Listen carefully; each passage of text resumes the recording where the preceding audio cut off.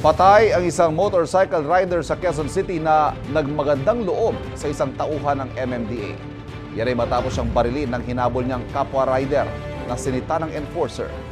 May unang balita si James Agustin.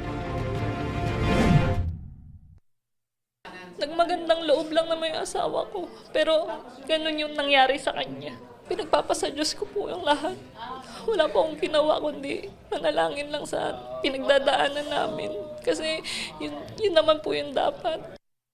Hanggang ngayon, hirap pa rin si Leira Jane Zara na tanggapin ang sinapit ng kanyang 31 anyos na mister na si Wilmer.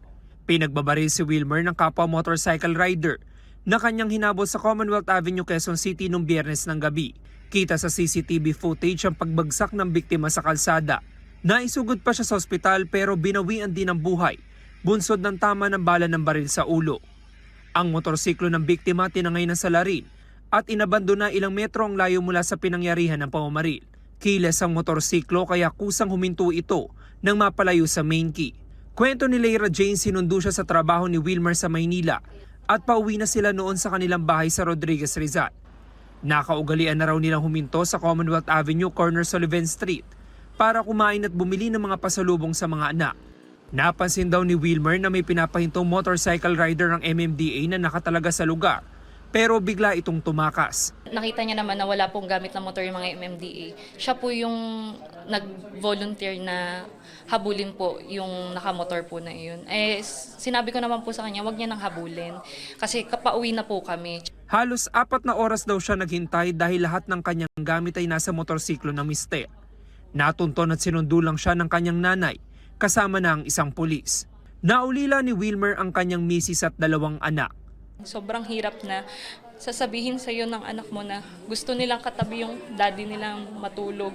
Lalo na yung panganay ko po kasi halos shell pa lang po yung may isip eh. Yung anak ko, magto 2 years old pa lang yung bunso. Umaasa si Leira Jane na makakamit nila ang hustisya para kay Wilmer. May panawagan siya sa salarin.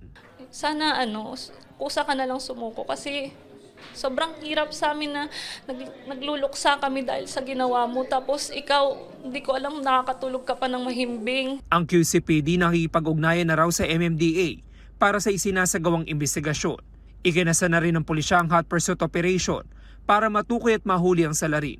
Patuloy pa rin po ang ating masusing pag-iimbestiga sa mga CCTV footage na magiging basihan natin. Ito yung ginagawa nating backtracking and forward tracking.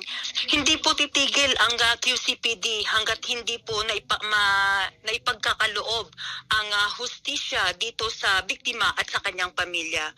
Ito ang unang balita. James Agustin para sa GMA Integrated News.